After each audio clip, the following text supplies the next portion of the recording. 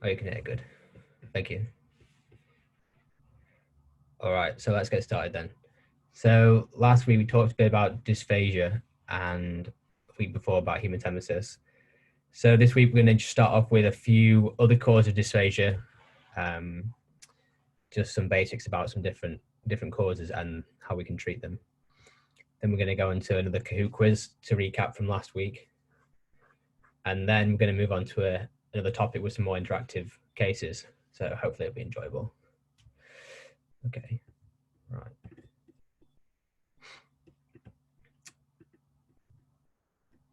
So let's start with other causes of dysphagia.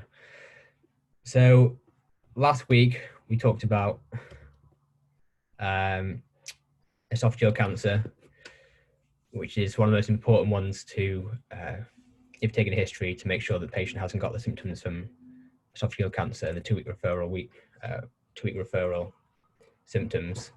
So let's look at the other causes of dysphagia and how we can get them in a history, or more, how we can find out what they are in an exam question.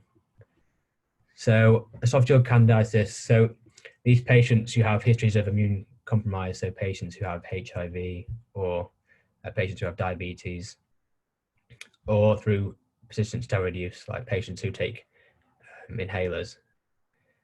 So how we treat them is it's actually given as in the NICE guidance, it's given as a severe fungal infection. So the treatment would be fluconazole 50 milligrams for 7 days. And if the patient is struggling to swallow and they have retrosternal pain, then they should be taken into hospital so that they can make sure they can provide them with food and enough nutrition to support their recovery. So really in those kind of questions, you're looking at the immune compromise and steroid use, and that would guide you towards the esophageal candidiasis. After that, we have achalasia. And this one is giving away the question really about when we read questions, it normally says dysphagia of liquids and solids all the time. So as soon as it starts, the patient has difficulty swallowing liquids and solids. So whereas in esophageal cancer, you would have patient have difficulty swallowing solids to start off with, and then as you get further and further along, they can struggle to have liquids as well. But with achalasia, you can't take liquids or solids as soon as the issue starts. And the patient tends to get regurgitation as well. And how we diagnose that is with, initially you have an OGD because it's normally the symptoms are similar to esophageal cancer. So normally, just to make sure that it's not cancer, we go for an OGD first. And then the secondary investigation will be a barium swallow. And you see this loss of sphincter relaxation and aperistalsis. So you wouldn't see any muscle contraction at the lower esophageal sphincter. You can either have this, patients can normally have, if they're surgical candidates, so if they're normally fit and well, you can have pneumatic dilation to dilate this esophageal sphincter. And then the problem is that with that, you get a lot of reflux afterwards, because what you're doing is you're just dilating the esophageal sphincter. And then after that, it doesn't close or open, it's just always open. So you have the problem with reflux. So patient needs to take PPIs and medication like that afterwards. And if patients can't take these, have surgery, so patients who are maybe a little bit older or who have other comorbidities, you can give them calcium channel blockers like nifedipine or verapamil, and it stops the contraction of the muscle at the lower esophageal sphincter as much. So there's a bit of relaxation, you can get some food through. Okay, and then we have pharyngeal pouch. In these questions, you normally get I'll put it in bold here, it's normally halitosis, which gives it away in the question. So these patients struggle to swallow, they get a bit of regurgitation because they get food caught in this pharyngeal pouch. They have this cough because because of regurgitation and the food that's always hanging around, you get a bit of a chronic cough, and the halitosis, so the smell of the food that's been rotting really in this pouch. And the same again, these patients tend to be quite old, so because they're over 60, normally this predisposes them to have a few of the risk factors for esophageal cancer. So you have an OGD normally. And then the secondary investigation, as with achalasia, barium and swallow. And this time it would show a pouch which is illuminated during the barium swallow, which is quite obvious. And the treatment is very difficult for this one. It's a bit contentious. So Between surgeons, it can be either you can treat it surgically or you can staple it up. So it's a bit here and there, but you wouldn't really have a question about the treatment of pharyngeal pouch. It'd be more, what might it be? And the giveaway would be the halitosis in the question.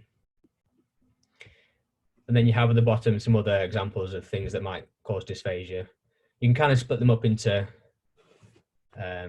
like mechanical problems, so something that's obstructing the esophageal pathway, or it can be to do with muscle contraction, or it can be neurological, like in myasthenia gravis, or Parkinson's, or strokes, which cause difficulty in the neurologically stimulating the contraction of the esophagus and the sphincters. Okay, so what'll be next? Okay, great. So we have some more questions on Kahoot. So I'm just going to change my screen now. Okay.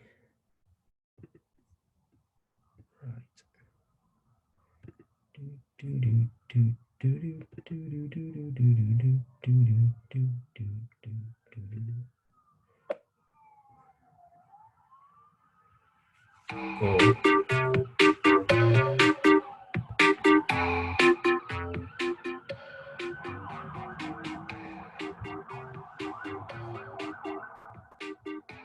Can you all see that?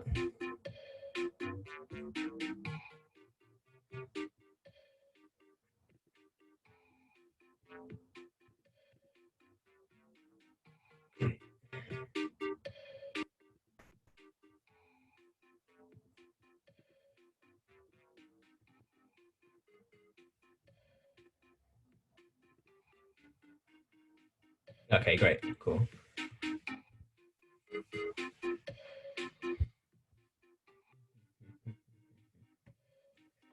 This is just another recap quiz. So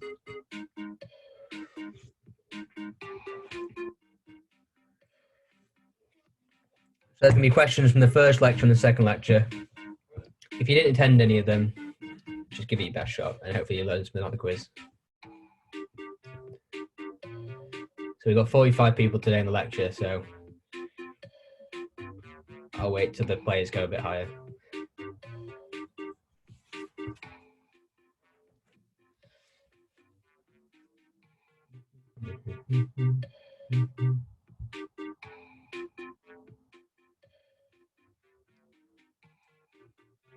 Okay.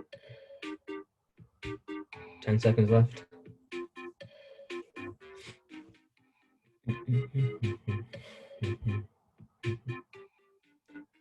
All right, there we go. Let's go.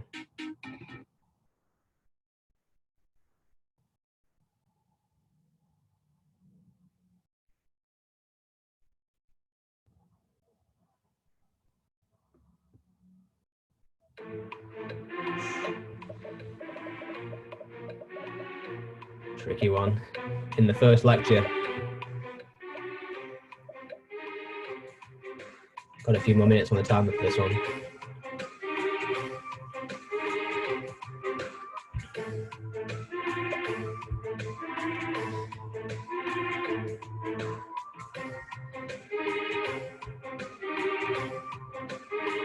All right, let's see.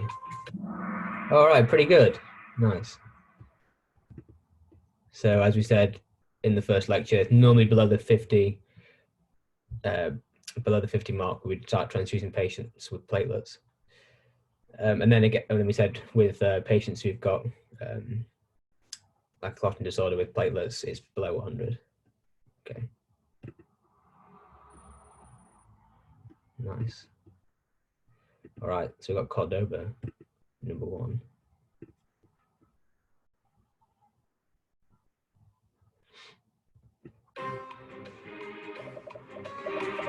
Ooh. I think this was last week's lecture.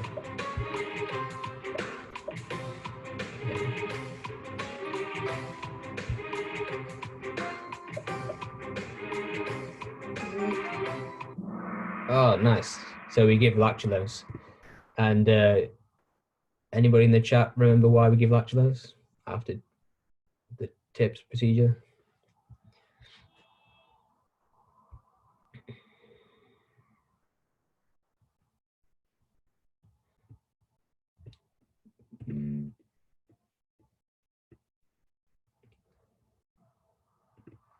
Come on.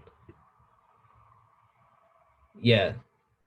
Okay. Yeah. So you want to move the food through the gut quickly, so the ammonia is absorbed. Yeah. Exactly. And the reason for that is to reduce the risk of hepatic encephalopathy. Okay. So on to the next question. Chris is top now. Ooh. There's a special prize at the end for whoever comes first.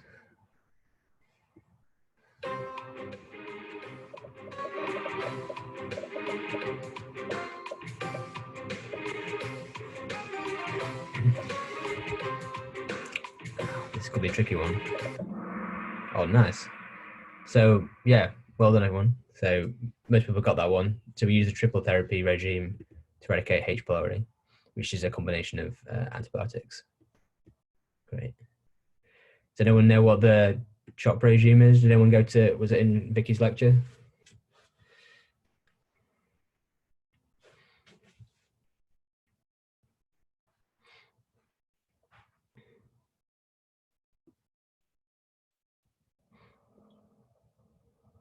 Yeah, nice, Chris. Yeah, it's the chemo regime for non-Hodgkin's lymphoma. Cool. Use top. Oh, okay, he's got above you, Chris.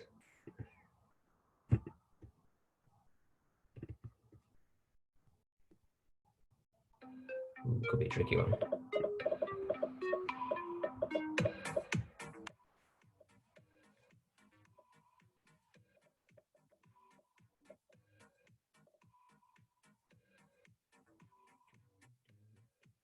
Very exam technique.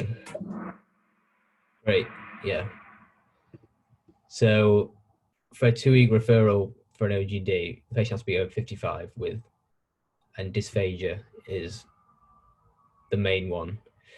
Treatment-resistant dyspepsia is on for the non-urgent referral, or if it's treatment-resistant dyspepsia with another symptom as well.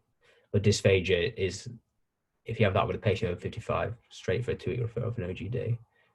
Okay. Oh, Chris on top. Some close scores there. It's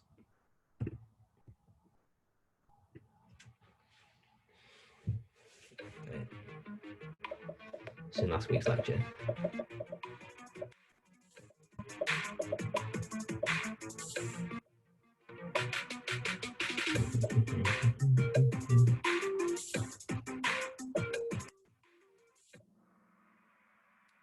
Nice. Okay.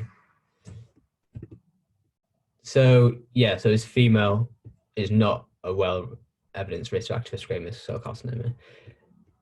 So there's nothing to do with gender in the official risk factors. If it was slightly evidence, it would be more male than female. But the most well evidenced risk factors are alcohol, smoking, and HPV for squamous cell carcinoma.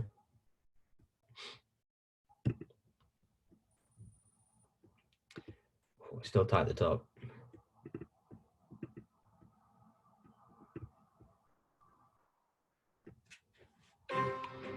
Oh, it's a tough one.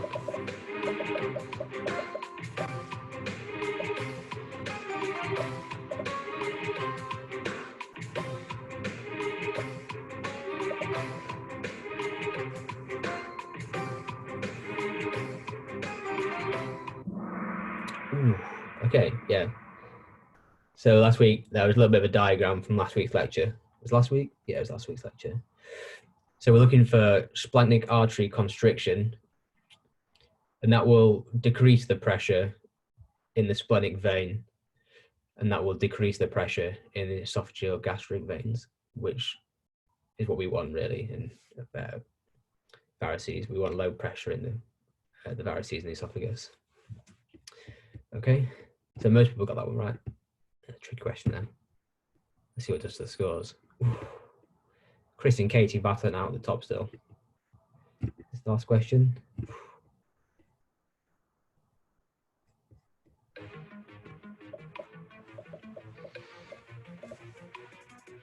is similar for a lot of cancers. We can use esophageal cancer in this scenario.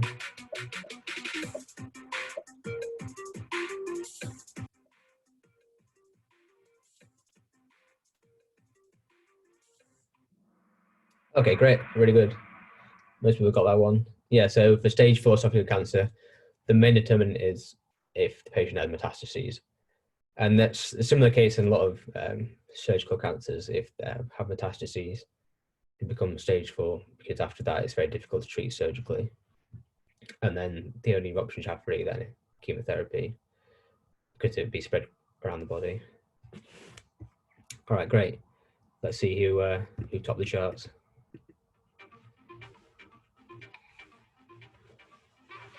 Oh, Kate's came third. Okay, so who's going to come second? Danny, well done.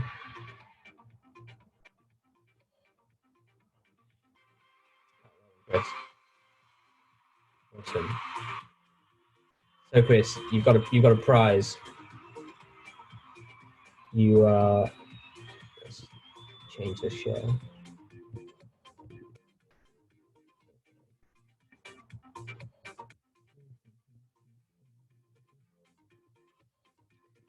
So all the answers are on these are on the slides as well when they're released.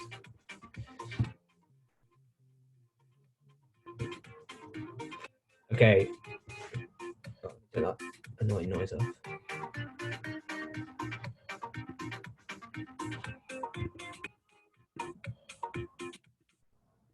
Okay.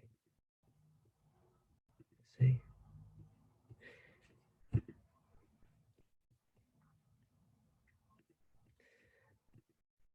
Okay, Chris. So your prize is you get to be on Who Wants to Be a Millionaire in the chat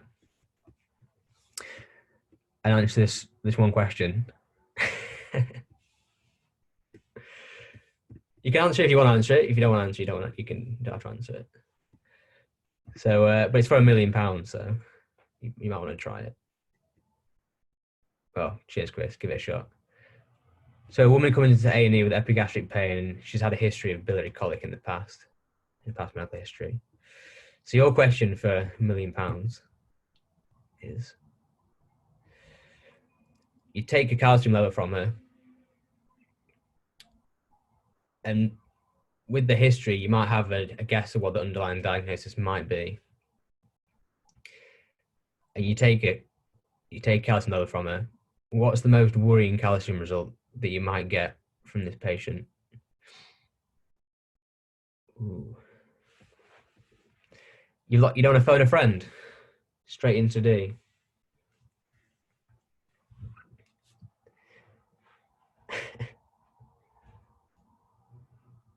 Okay, you phone a friend. Who do you want to phone, Chris?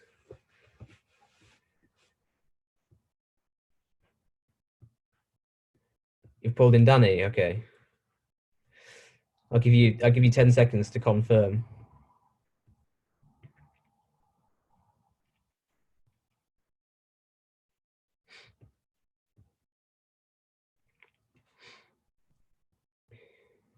Okay. So what? So what's your thought process behind it? What are we thinking? What do you think the diseases the patient's coming with?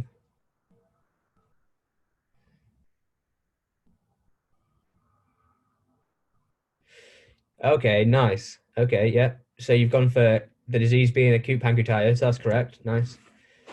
And then so you've gone for hypocalcemia, secondary to the acute pancreatitis. Is that what you're going for?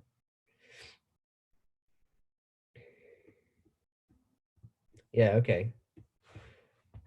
You've locked it in. Okay. All right. Yeah. So A is the correct answer. Well done.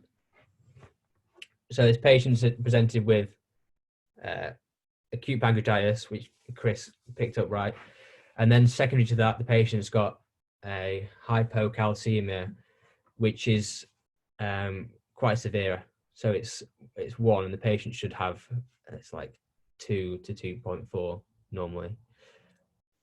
And hypocalcemia is quite a severe side effect of severe acute pancreatitis, which we're going to go through now. So this session is going to be about pancreatitis and pancreatic cancer.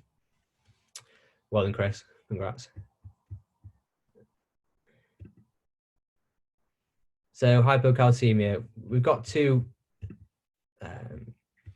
there's two signs that are quite famous about hypocalcemia. So we have dysphagia sign, if that's how you say it, which is this when you tap on the facial nerve, you get irritation of the facial nerve and this distinct movement of the face. And then secondly, we have Trousseau sign, which is probably more common, where you inflate the cuff and you get this contraction and flexion of the wrist. Okay, so we're going to go into our first scenario, which is a 55-year-old patient attends to the A&E department, and they're complaining of epigastric pain and they're vomiting. This pain came on about 5 hours ago and it radiates to the back and is relieved on sitting forward. The patient has Crohn's disease, but it's quite well looked after at the moment, and so they're not taking any medications. There's no other past medical history, no family history, anything like that. What kind of differentials are we thinking about in this patient?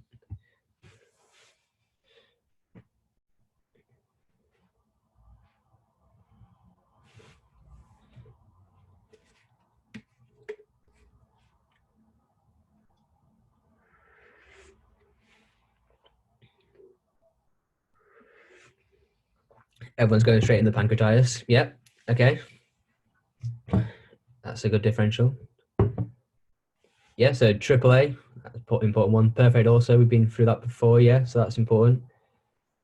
Yep, ACS, acute coronary syndromes, very important, especially in an elderly patient. Cholecystitis, pericarditis, yep. You might get an epigastric pain. Aortic dissection, potentially, yeah. It could all have pain radiating into the epigastric region. So it's quite a vague history.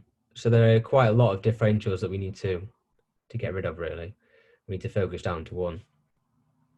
So it's good that you all answered with quite varied systems. Okay. So as always, A2E assessment. So the patient's airway is patent when we meet here. Breathing is regular, equal expansion, trachea central, respirate is 25. So maybe it's a little bit high, isn't it? In circulation, the BP, have a little look at that. What do we think? BP is a little bit low. Heart rate just on the top end. Cap refill, a little bit slow. Any thoughts on disability?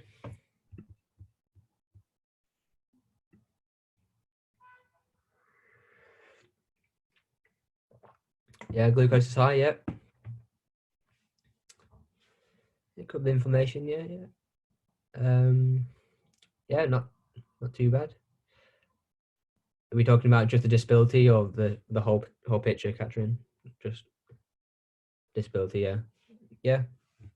It seems okay, doesn't it? What does what differential do you think does the high glucose probably sway us towards more?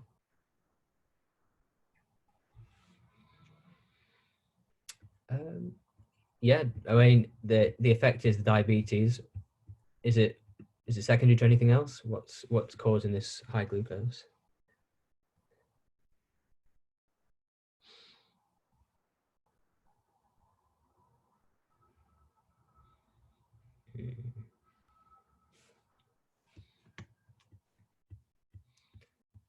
Okay, we'll go through it again in a couple of minutes anyway. We'll discuss it.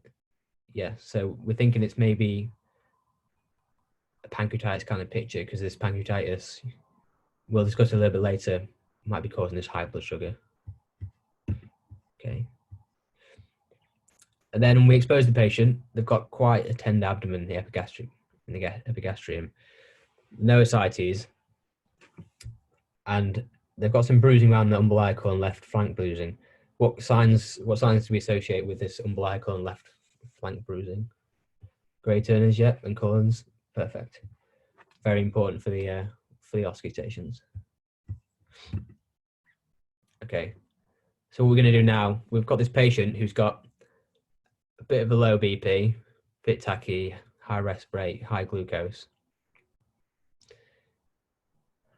What kind of treatments we're going to have to give this patient immediately without knowing any differentials? What kind of, yeah, let's put some fluids in, nice. So she was vomiting as well. She's probably quite a lot of pain. Yeah, let's give her some analgesia, nice. Well done, Michael. Yep, no by mouth, very important, Chris. Yep. Antiemetic, yep, well done. IV access, very important, yep. Get those fluids in. Okay.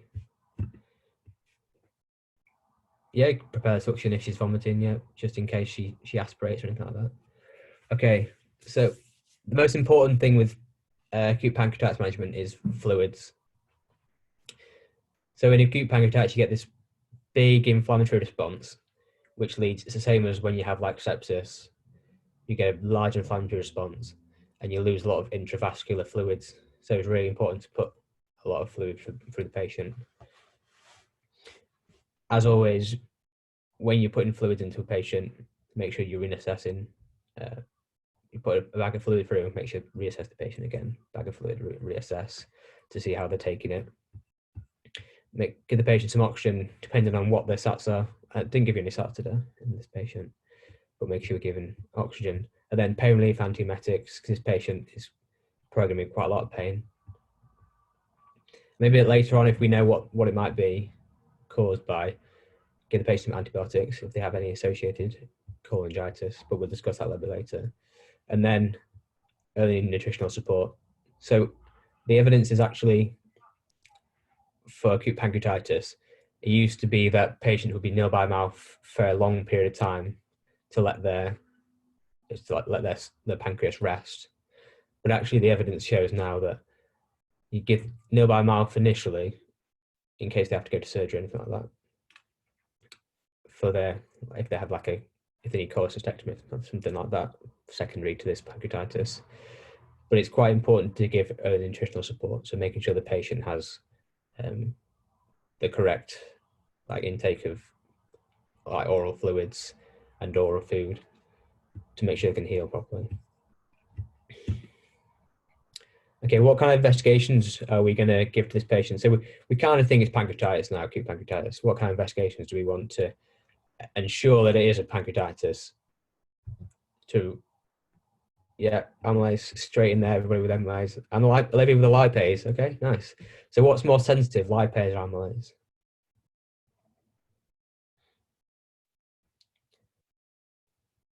Yeah, so Danny, lipase is more sensitive, yeah. But it just depends on local policy and the hospital, whether you use lipase or you use amylase. Okay, loads of tests coming in here. So we've got abdo ultrasound from Chris, nice. Beram says glucose. Luke's throwing in loads. We've got the FBC, UNE, CRP, amylase, and LFTs. Love it. That's most of them on the list there. So we have the serum lipase amylase to make sure it's pancreatitis. Do we have any tests that we should probably do to this patient? 55 years old. We kind of want to exclude some. We want to exclude some of the differentials as well, just to make sure we're not missing a key differential. Yeah, troponins. Yeah, and what other investigation we might do? An ECG. Yeah, perfect. The patient's 55 years old. They've got the vomiting. They might be caused by an ACS, as I said earlier, by somebody. Then we have the FBC, CRP, UNEs, LFT and albumin. We're going to do chest X-ray as well. So we're going to do this direct chest X-ray as well, just to make sure there's been no perforation, so that we haven't got any air under the diaphragm. And also the chest X-ray would show us if the patient had a lower lobe pneumonia, which was causing this irritation in the diaphragm, which was giving an epigastric pain. Well, that's quite unlikely, really. The transabdominal ultrasound, yeah, what might we see on the ultrasound? What we're looking for?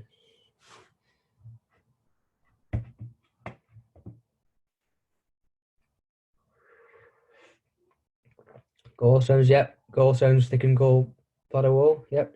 What does a thickened gallbladder wall tell us, Chris?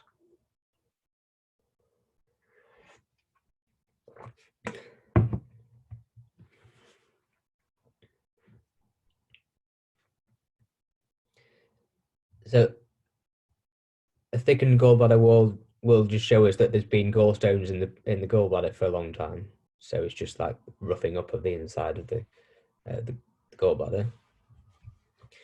We can also see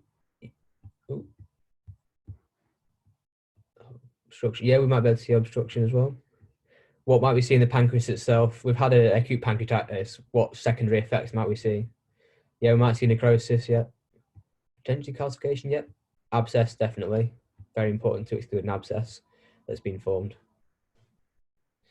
Okay, so I think they're most of them really. So when we're looking on the ultrasound, we're looking for gallstones, looking for abscesses, we're looking for potentially we might see a cancer, but that's not what we're looking for intentionally.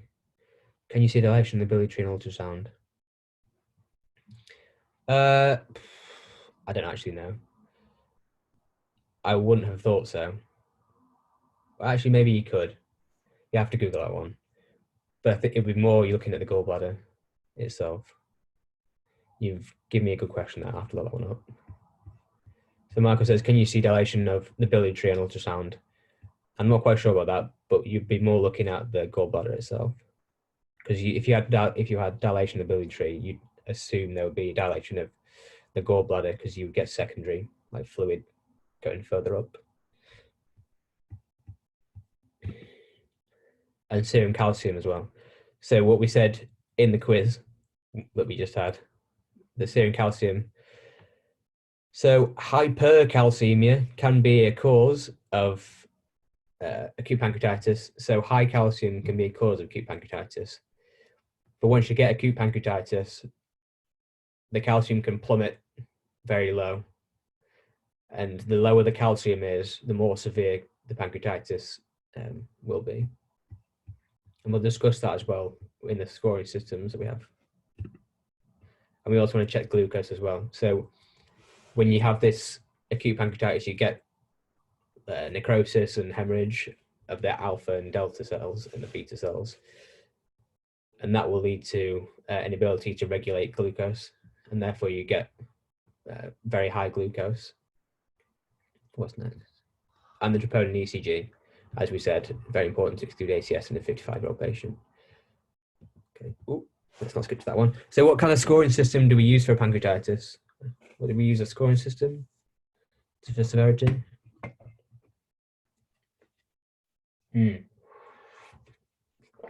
Yeah, Glasgow, pancreas. Ah, Apache, nice. Do we want to talk about how Apache scoring is?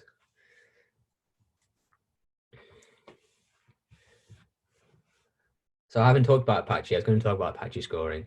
See, Apache scoring is used in the ICU. So it's used to score patients that go into intensive care. And I'm not sure what number Apache we're on now. I think originally people say Apache 2, but I think it's like 3 or 4 now. But if you want some further reading, it's quite an interesting thing to read about if you're interested in anesthetics or intensive care. So yeah, as many people said, the Glasgow / the pancreas score. So very easy to remember because it's called pancreas and it's got a mnemonic, which is pancreas, which is helpful. So here we are. So we didn't say it was an ABG. So that's the first one. We have to do an ABG to check what the patient's O2 is, because you can get quite low oxygen because patients start to hyperventilate. And we have patient's age. So ours is on the cusp of 55. Neutrophils usually go up quite high because we said we have this inflammatory response. We have the calcium below the 2 mark. And then we have some of the other investigations that we have. I don't think you need to get cutoffs. I think it's quite difficult to know that albumin needs to be less than 32, but I think it's pretty important to know that it's over 55 age and less than 2 calcium, because they're kind of reasonably okay to remember, and are quite common in the pathophysiology of pancreatitis and the high glucose as well. I think it's more about knowing the pathophysiology of it, and you would know which ones are kind of high and what what levels it would be. But again, like the liver enzymes, it'd be difficult to remember the cutoffs for those. So what kind of scoring do we use? So we use this pancreas scoring system. And then above the score of 3 is normally what we deem severe pancreatitis. And these patients would normally have to go to the intensive care unit for further assessment and treatment there. Okay. So the score below greater than 3 indicates severe pancreatitis. Okay. All right. Here's the classic. So what kind of causes do we have the acute pancreatitis? What's the, yeah, I get smashed, lovely, straight in there. Put the WKD on there. I don't know if everyone's, okay, we're going to go for the causes, all right? So Chris has started off with scorpion sting.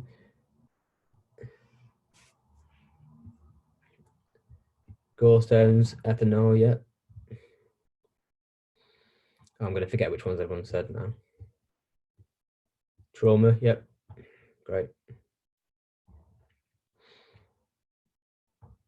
Steroids, cool. Ooh. Idiopathic, yeah, nice. Don't die yourself, Katrin. If you got an answer, just whack it straight in there. Malignancy, mumps, cool. Hypocalcemia, ERCP, excellent. God, I can't keep all these. Hypocalcemia, azathioprine, yeah. Drugs, yeah.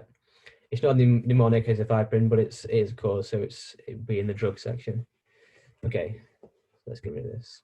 So we had gallstones, and we had ethanol, trauma, steroids, mumps. I think someone said malignancy as well. Malignancy could be a cause. I think it is also in the mnemonic. Autoimmune, scorpion venom, and then we have the hypertriglyceridemia, hypocalcemia, hypothermia. Hypothermia, I've seen exam questions with hypothermia being the cause of acute pancreatitis. I mean, it's probably very rare in real life, but people love to examine on it for some reason. ERCP and drugs, and then so there's the scorpion venom. If you want to look it up, I mean, it's not that interesting, but doctors always try and catch you out when you say what the cause of pancreatitis, and you go try and be smart and say scorpion venom, and then they ask you which one it is. Okay, and then idiopathic. Don't forget idiopathic, because it's after gallstones, it's the most common cause of pancreatitis. So we have medication-induced pancreatitis. So these are quite important ones. So we said earlier in the patient that they had, what did the patient have earlier? They had Crohn's disease. So potentially on a steroid or azathioprine. Yeah, so hypercalcemia causes pancreatitis, yeah. And then the side effect of getting pancreatitis, your calcium goes down afterwards into hypocalcemia, if that makes sense.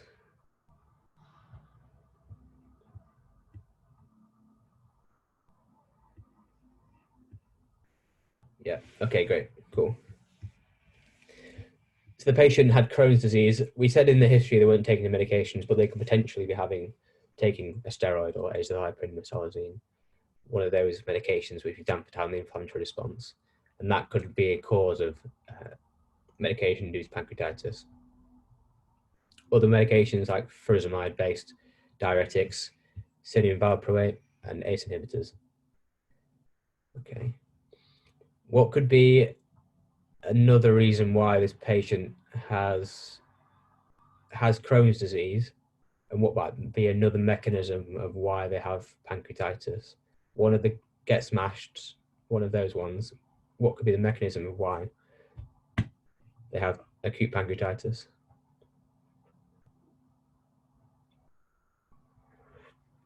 It could be autoimmune, yeah. It wasn't the one that I was thinking of, but it could be autoimmune, yeah. Yeah, we just drugs, yeah. So we've been through that mechanism, and we're going through it for another one. So in these patients with Crohn's disease, so you can get inflammation anywhere through the small bowel, large bowel. How do we form gallstones? Can we remember how we form gallstones?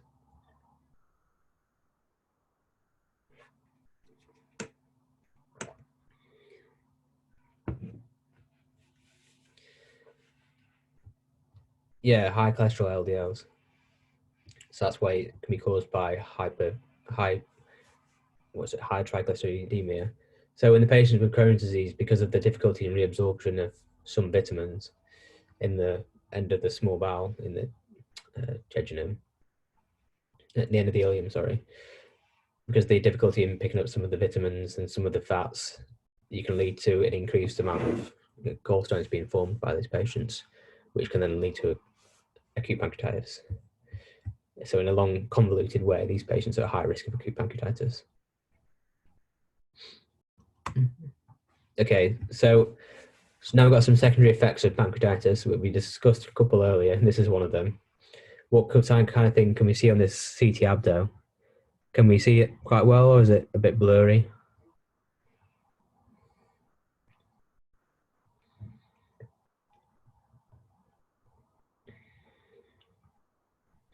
So it's going for necrosis, okay?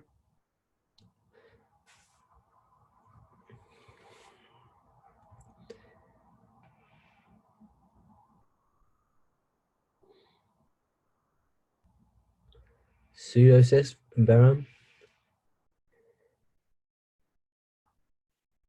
So yeah, so it's probably a mixture of both of them actually. So you've had this acute pancreatitis, and now you've got this secondary necrotic cyst, which is being caused by like this is kind of like an abscess here. So it's had necrotic tissue which is now infected. Can you see that? I'm trying to circle it. I don't know if you can see my thing, but well, I'll show you one here. So from the CT, you've had this. You can see this large abscess within the pancreas, which should be drained. So the main complications that we get from acute pancreatitis is, as we said before, you get a lot of inflammation. So you get this systemic inflammatory response syndrome, which we need to treat with taking up a lot of fluid from the patient. And so we need to make sure the patient has no organ dysfunction, other major organs. So we need to measure those as well. So we take kidney function tests. We need to make sure that that's what we're doing the chest X-ray as well, so we can make sure there's no ARDS. So you can get this systemic inflammatory response syndrome, which leads to an acute respiratory distress syndrome from these same mediators. So you lead to destruction of pneumocytes and decreased amounts of surfactant within the lungs, and you get this difficulty in patients to breathe, secondary to this inflammatory response. So we need to make sure that the main organs are not dysfunctional as well, because this can be a main secondary side effect from acute pancreatitis. And it's important to remember that this doesn't happen straight away as well. So these patients might come in with acute pancreatitis. They might start to get better. You might think, oh, that's fine, you can go home now. Like, they're okay, they can go home. But it can happen any point up to 5 days after this main acute pancreatitis. They can develop this systemic, like this SIRS, because it might take a few days for the patient's body to build up the inflammatory response secondary to the acute pancreatitis. So you could send them home when they might have this SIRS reaction and potentially go home and die.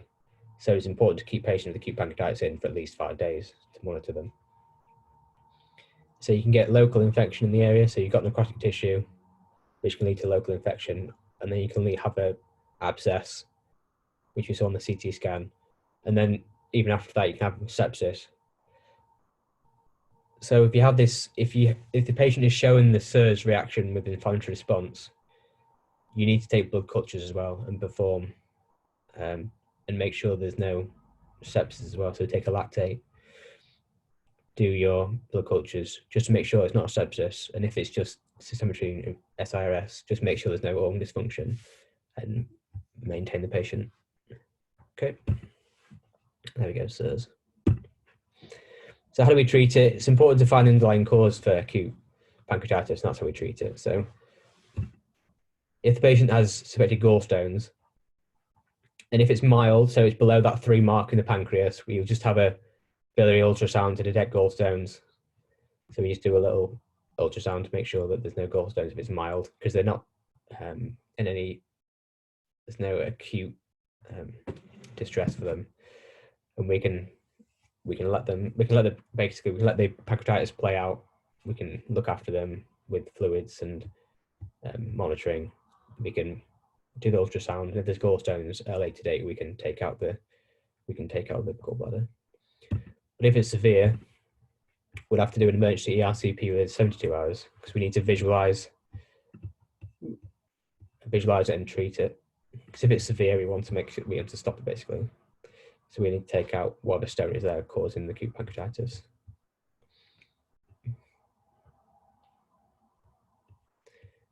So we've got a question from A. It says, what's the difference between ERCP and MRCP? So ERCP is endoscopic. So you go in with a scope, and then you can actually physically, on the picture, you can go in with a scope. You can actually physically like take things out. An MRCP, it's just with an MRI, and you can only visualize things. There's no actual, you can't actually do anything to the stones because you're not actually within the body.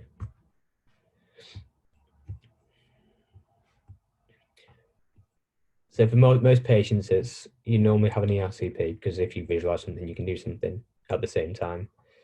I think people that are not surgical candidates, like they're not very well with other comorbidities, you might do an MRCP just to make sure that's the diagnosis. And there's no other treatable causes for the illness, but you would normally do an ERCP. Okay. So if the patient's got an accompanying cholangitis, which is quite rare, you do an ERCP. If the gallstone pancreatitis with bile duct, okay. So if you see in the ultrasound that there's bile duct obstruction, the patient should have an ERCP with a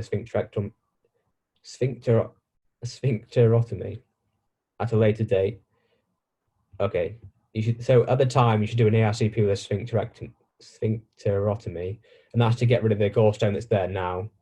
And then at a later date, I think it's up to 7 days later, the patient needs to have their gallbladder taken out with laparoscopic cholecystectomy. But if there's no current bile duct obstruction, you can just take out the gallbladder there and then. You don't have to do the RCP, take out the stone, and then do one later. You can just take out the gallbladder now. And if the cause is bile alcohol, the patient just needs stabilizing and treating conservatively. And most of the causes of acute pancreatitis is about stabilizing the patient, and they'll normally recover on their own.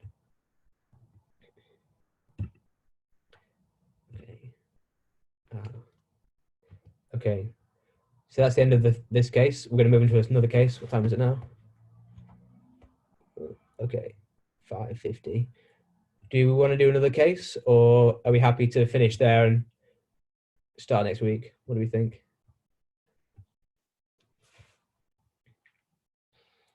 It'll be the same amount of time. I think it's about another 40 minutes. Next week, yep. It's up to you how much you can handle. I know it can be quite a long time to sit and watch. Okay.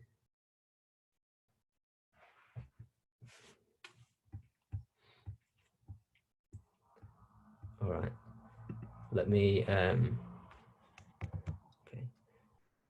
So thanks everyone that fills out the surveys at the end of the week as well. I'm going to pop mine for this week in the chat. I hope that was it. Did that go? So this is the survey for this week's session for week 3. Let me know how you found it. So next week, we're going to continue with the pancreas. We'll move on from acute pancreatitis to pancreatic cancer, which is